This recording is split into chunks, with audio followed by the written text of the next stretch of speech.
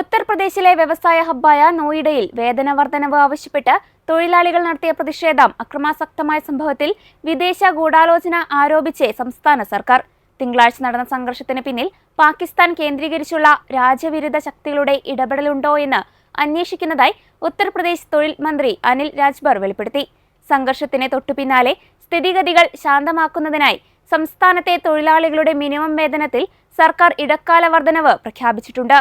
പ്രതിഷേധം ആസൂത്രിതമായ ഒരു ഗൂഢാലോചനയുടെ ഭാഗമാണെന്ന് മന്ത്രി അനിൽ രാജ്ഭർ ആരോപിച്ചു. അടുത്തിടെ മീററ്റിൽ നിന്നും നോയിഡയിൽ നിന്നും പാകിസ്ഥാനുമായി ബന്ധമുള്ള 4 ഭീകരവാദികളെ പിടികൂടിയിരുന്നു. ഈ പശ്ചാത്തലത്തിൽ സംസ്ഥാനത്ത് അസ്ഥിരതയുണ്ടാക്കാൻ പാക് ഹാൻഡിലർമാർ ശ്രമിച്ചിട്ടുണ്ടോ എന്ന് ഏജൻസികൾ ഗൌരവമായി അന്വേഷിച്ചു വരികയാണ്. മുസാഫർ നഗറിൽ മുഖ്യമന്ത്രി യോഗി ആദിത്യനാഥ് പങ്കെടുക്കുന്ന പരിപാടി തടസ്സപ്പെടുത്താൻ രാജ്യവിരുദ്ധ ശക്തികൾ നടത്തിയ നീക്കമാണിതെന്നും മന്ത്രി അവകാശപ്പെട്ടു. സംസ്ഥാനത്ത് ക്രമസമാധാന നില തകർക്കാനാണ് ഇവർ ശ്രമിക്കുന്നതെന്നും അദ്ദേഹം പറഞ്ഞു. തെറ്റായ വിവരങ്ങളിലും പ്രകോപനങ്ങളിലും വീഴരുതെന്നും തൊഴിലാളികളുടെ എല്ലാ പരാതികളും കേൾക്കാൻ സർക്കാർ തയ്യാറാണെന്നും അദ്ദേഹം വ്യക്തമാക്കി. ഹരിയാന സർക്കാർ തൊഴിലാളികളുടെ മിനിമം വേതനത്തിൽ 35% വർധനവ് വരുത്തിയതിന് പിന്നാലെയാണ് നോയിഡയിലെ 40,000-ഓളം വരുന്ന ഫാക്ടറി തൊഴിലാളികൾ പ്രതിഷേധവുമായി തെരുവിലിറങ്ങിയത്. നഗരത്തിലെ 80ഓളം കേന്ദ്രങ്ങളിൽ നടന്ന പ്രതിഷേധം ഉച്ചയോടെ നിയന്ത്രണാതീതമായി. പ്രതിഷേധക്കാർ പോലീസിന് നേരെ കല്ലെറിയുകയും വാഹനങ്ങൾക്കും പൊതുമുതലിനും തീയിടുകയും ചെയ്തു. സംഘർഷവുമായി ബന്ധപ്പെട്ട് വൈകുന്നേരത്തോടെ 300-ലധികം പേരെ പോലീസ് അറസ്റ്റ് ചെയ്തു. ഇതിനു പുറമെ 100-ലധികം പേരെ ചോദ്യം ചെയ്യാനായി കസ്റ്റഡിയിലെടുത്തിട്ടുണ്ട്.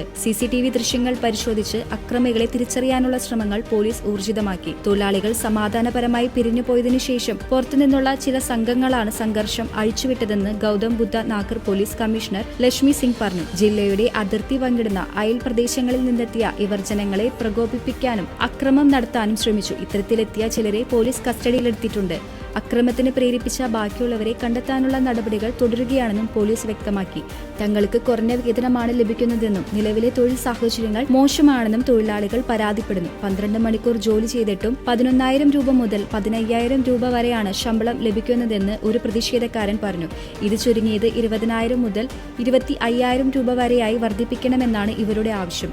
ഏപ്രിൽ 1 മുതൽ മുൻകാല പ്രാബല്യത്തോടെ ഈ വർധനവ് നിലവിൽ വരും. നിലവിൽ നോയിഡയിലെ സ്ഥിതിഗതികൾ നിയന്ത്രണ വിധേയമാണെന്നും സുരക്ഷയ്ക്കായി വൻ പോലീസ് സന്നാഹത്തെ വിന്യസിച്ചിട്ടുണ്ടെന്നും അധികൃതർ അറിയിച്ചു. അതേസമയം തൊഴിലാളികളുടെ മിനിമം വേതനം മാസം 20,000 രൂപയായി നിശ്ചയിച്ചെന്ന സോഷ്യൽ മീഡിയ വാർത്തകൾ പൂർണ്ണമായും തെറ്റിദ്ധരിപ്പിക്കുന്നതും അടിസ്ഥാനരഹിതവുമാണെന്ന് സർക്കാർ പറഞ്ഞു.